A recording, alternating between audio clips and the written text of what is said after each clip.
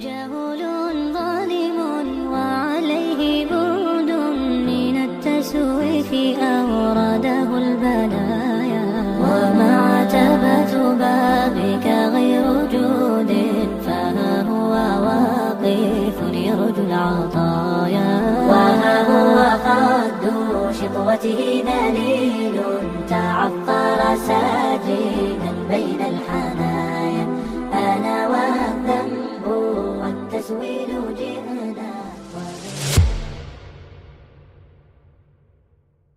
Assalamualaikum warahmatullahi wabarakatuh. Masih santai. Selamat pagi semuanya. Kami dari kelompok tugas mata kuliah pengembangan bahan ajar PHI. Di sini ada saya Samsul Arifin dan teman-teman saya Muhammad Ulana dan yang kiri saya. Oke. Pada pagi kali ini kita akan membahas sebuah topik yang menurut kami penting untuk dibahas dengan santai, dengan bincang-bincang santai saja, yaitu topik yang akan kita bahas kali ini adalah bagaimana nilai-nilai kebangsaan itu bisa diterapkan dalam pendidikan agama Islam. Karena mengingat pentingnya pendidikan agama Islam yang ada di dunia pendidikan pada saat ini. Ya, saya sangat setuju banget itu Pak. Karena pendidikan agama Islam atau yang biasa kita sebutkan dengan PHI, pemikiran orang-orang atau masyarakat atau bahkan orang-orang awam itu mikirnya cuma tentang bagaimana cara kita sholat, bagaimana cara kita berwudu dengan benar, ya kan? Atau akidah. Bahkan mereka tidak tahu bahwasanya di PHI itu ada yang namanya kebangsaan, dengan Mbak. Ya, saya pribadi juga sangat setuju sekali. Karena lebih-lebih kita di Indonesia ya, kita punya tokoh, punya ulama yang memang kita kenal ya, 9 wali, yang mana yang beliau bawa itu semangat beragama itu tidak hanya tentang sholat sebagaimana yang disebutkan Pak Anam barusan, tapi yang beliau bawa itu bagaimana menyatukan antara semangat beragama dengan juga semangat nasionalisme, semangat kebangsaan. Jadi bagaimana dua nilai ini bisa berjalan berdampingan. Nah itu yang mungkin jadi teladan dan contoh buat kita untuk tetap mempertahankan nilai-nilai tersebut. Nanti sambil flashback sedikit ke belakang, di mana Islam itu datang ke Nusantara. Kan Islam datang ke Nusantara itu oleh pendahulu-pendahulu kita, khususnya adalah Wali Songo ya. Itu kan membawa nilai-nilai kemanusiaan dan nilai-nilai persatuan. Dua hal ini sejalan banget dengan nilai kebangsaan yang ada di Indonesia. Dan saya setuju banget dengan flashback yang tadi dikemukakan oleh Pak Nabi tadi. Ya memang sebenarnya banyak sekali ya kan nilai-nilai yang ada di dalam pendidikan agama Islam seperti nasionalisme atau sikap gotong royong, sikap kebersamaan, ya kan, nilai-nilai yang tertuang dalam pendidikan agama Islam yang memang tidak terlihat oleh kacamata orang awam, gitu ya Pak. Betul ya. Justru saya melihat apa-apa yang ada di Indonesia yang saat ini, agama Islam lebih khususnya, justru saya melihat Islam itu benar-benar rahmatan lil alamin. Nah, yang mana di Indonesia, mungkin hanya di Indonesia yang bisa beda agama tapi bisa duduk bareng, bisa ngopi bareng. Karena itu semangat yang dibangun di awal itu memang bersatunya antara nilai kebangsaan dan nilai keagamaan. Sebagaimana kita juga sering mendengar ya, jadi tidak asing petuah atau fatwa dari dari Abah Hasyim Asy'ari. Iya, Hasyim Asy'ari. Iya. Yang mana beliau itu jauh hubbul watan minal iman. Ini sesuatu banget bagi kita yang mungkin belum ada ulama di dunia mungkin yang daun seperti ini. Jadi daunnya beliau itu sangat sederhana, tapi pengaruhnya luar biasa buat negara kita khususnya. Tapi bicara tentang iman ya, urgent. Betul. Nah, berarti kalau kita bisa rangkum fungsi daripada pelajaran agama Islam itu sendiri dari pembahasan yang tadi ya, menurut saya itu bisa saya kategorikan ada 3 fungsi. Yang pertama adalah pemahaman sejarah dan kontribusi ulama yang tadi sampai flashback Wali Songo, kemudian flashback sampai ke Kiai Hasyim Asy'ari ya. Yang kedua adalah penanaman akhlak berbangsa. Yang ketiga adalah mencegah radikalisme dan intoleransi dengan semangat yang dibawa oleh pendahulu-pendahulu kita, Wali Songo ataupun juga oleh Kiai Hasyim Asy'ari. Nah, yang nomor 3 itu kayaknya sangat penting sekali ya, toleransi dengan mencegah radikalisme. Betul. Yang memang sekarang itu banyak sekali menganggap bahwasanya Islam itu ya kan moro-moro datang ke gereja bawa bom kayak gitu. Pandangan mereka itu sangat jelek terhadap apalagi kaum kita gitu. Bahwasanya Islam itu sangat buruk di mata mereka karena sangat keras, nggak ada toleransi ya kan. Iya. Dianggap mereka kita itu nggak ada toleransi. Ya. Nah, jadi saya mengartikan bahwa Islam itu lebih-lebih khususnya yang ada di Indonesia, Pak. Islam itu tidak hanya muluk-muluk tentang ya sebatas agama yang harus gini, hitam dan putih, yang haram ya haram. Tapi kita di sana juga Islam mengajarkan bagaimana kita bertoleransi dengan beda agama, beda bangsa, beda suku ataupun ras. Nah itu sangat kita rasakan lebih-lebih di Indonesia ini.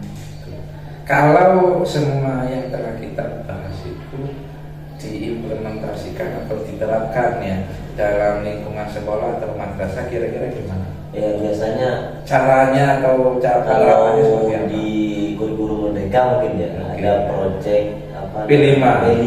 Betul. P5 itu kita bisa mengimplementasikan nilai-nilai tersebut di P5. Gak tahu bahkan ada Pak yang sudah bahkan dulu saya SD itu sudah diterapkan apa jadi semenjak saya SD setiap minggu sekali, setiap hari Senin itu di sana ada upacara. Nah, isi upacara itu ternyata nggak cuma hanya sebatas seremonial, tidak. Ternyata di sana bisa kita isi minimal. Di sana ada pesan-pesan kepala sekolah yang mana itu berbau agama, mengingatkan tentang akhlak tentunya. Dan itu juga agama kan. Lebih-lebih di awal bahkan di akhir itu pasti ditutup ataupun dibuka dengan doa. Ya mungkin ada kan banyak sekali di sekolah-sekolah itu kalau pagi itu kan ada yang namanya apa, kita baris bersama ya kan. Iya. Lalu kita doa bersama, ya. lalu kita menyanyikan Indonesia Raya ya kan sebagai bukti cinta kita terhadap Indonesia. Ya, berarti Pembiasaannya adalah berdoa dan membaca ayat Quran gitu. Itu pembiasaan keagamannya lah, nilai keagamannya. Tapi tidak menyampingkan kebangsaannya. Kita tetap menyanyikan lagu Indonesia Raya setiap pagi ya. Atau biasa bisa ya dengan cara itu ya? Bisa. Atau bisa dengan setelah baca doa dan nyanyikan lagu Indonesia Raya kita membaca Pancasila bersama untuk mengokohkan hati kita. Tapi sebenarnya Islam itu nggak monoton Pak ya. Betul, betul. Berarti bisa kondisional, maksudnya bisa apapun itu bisa diisi dengan nilai-nilai keislamannya. Fleksibel ya. Fleksibel. Iya, fleksibel. Intinya Islam itu atau ajaran Islam itu sendiri bisa jadi solusi buat negara ini kan gitu ya. Nah, buat bangsa. Oke. Namun kira-kira apa tantangannya untuk agar ajaran Islam ini bisa diterapkan baik di lingkungan sekolah, madrasah atau masyarakat? Kalau tantangan di sekolah mungkin banyak guru-guru itu yang mengajarnya cuma satu arah, cuma ceramah gitu kan ya. Kayak orang khotbah ya. Nah, kayak orang khotbah. Padahal kita butuh pendekatan dengan siswa-siswa itu kan ya. Bagaimana kita menyampaikan bahwasannya kita supaya mereka itu tidak tertarik dengan bahasan atau seperti apa? Dialogis lah itu. Tidak mudah terpengaruh oleh dunia luar yang berpandangan bahwasannya Islam itu radikalisme, gitu kan. Padahal kita itu sangat toleransi atau wasatiyah ya kan kita itu. Ya. Bahkan saya sangat tertarik Pak, sebagaimana yang juga ini terkait tantangan ya. Jadi kita sebagai pendidik, kita pendidik semua Pak ya. Lebih-lebih Imam Ali, Sayyidina Ali itu pernah bilang, didiklah anak-anak kita sesuai dengan zamannya. Nah itu bisa kita artikan apa? Ya jangan kita cara-cara yang dulu, ya kalau bisa kita upgrade. Kembangkan. Karena tentunya beda. Generasi saat ini itu tentunya beda dengan generasi yang dulu. Nah, bahkan dunianya anak-anak yang dulu itu tentu sangat beda dengan dunia anak sekarang. Al-muhafadzatu apa gimana itu? Jargonnya itu loh. Al-muhafadzatu apa itu saya lupa itu. Intinya apa? Menjaga tradisi lama dan mengambil sesuatu yang baru yang bermanfaat. Berarti dipadukan gitu ya. Al-muhafadzatu apa sih saya lupa. Kalau di misalnya gitu loh. Wal ardu bil jadidil aslah itulah konsepnya. Ingat itu ya. Terus berarti kesimpulannya memang kita ya sebagai pendidik juga satu yang harus upgrade dan harus melek digital. Karena memang sekarang dunia digital Pak. Salah satunya itu mungkin salah duanya. Ya benar banget yang dikatakan Pak Hamsi tadi itu. Kalau kita tidak melek digital, ya masa kita mau kirim surat ke orang yang jauh nggak pakai WA ya. Kalau nggak pakai digital kita ketinggalan zaman. Padahal murid-murid kita sudah pakai TikTok ya. Nah itu kalau kita tidak mengcover orang-orang tersebut, siswa-siswa tersebut bahaya. Setidaknya dengan kita bisa ikut di dunianya mereka, dengan gaya-gaya mereka, pasti setidaknya kita lebih diterima. Cover mereka ya. Lebih diterima oleh mereka. Oke. Dari obrolan yang beberapa menit ini, kira-kira apa yang bisa sampai simpulkan? Kalau menurut saya nilai kebangsaan itu bukan suatu yang terpisah dari hati. Bahkan nilai kebangsaan itu jantungnya ya, inti ya. Bahkan seperti yang dikatakan guru saya, di beliau cerita bahwasanya pernah ada kasus masakin itu kan ya, ada musyawarah besar-besaran antara ulama dunia seperti yang kemarin. Ulama dunia. Ulama dunia yang seperti kemarin yang akan ada di Sumatera apa itu yang akan agenda yang akan datang. Ulama sedunia. Ulama sedunia. Itu kan ya. Itu sampai ngobrol-ngobrol lama, bincang-bincang lama tentang Indonesia ini sebenarnya negara apa? Islam. Dikatakan Islam, banyak Islam ya demokrasi ya banyak negara banyak agama-agama yang masuk ke sini ya, ternyata setelah disepakati kita itu adalah Darussalam, yang damai damai, cinta kebangsaan, cinta budaya, ya, cinta tanah air, gak ada perbedaan di antara kita. Berarti hasil daripada nilai keagamaan yang disatukan dengan nilai kebangsaan menghasilkan Darussalam. Nah, jadi memang justru kita juga disadarkan, lebih disadarkan bahwa tadi Pak Darussalam ya, justru kita sangat merasakan bahwa Islam itu benar-benar rahmatan lil alamin. Jadi kita sadar bahwa Islam itu nggak monoton. Islam justru itu fleksibel. Di sini kita bisa duduk bareng, di sini kita bisa ngopi bareng. Bahkan mungkin Kiai Said Akil itu pernah bilang, hanya di Indonesia yang bisa mempersatukan antara nilai keagamaan dengan nilai kebangsaan. Nah, jadi walaupun beda, tapi tetap bisa duduk bersama. Sebagaimana Kita sekarang ini sebenarnya dari mana? Pancasila juga apa? Bhinneka Tunggal Ika.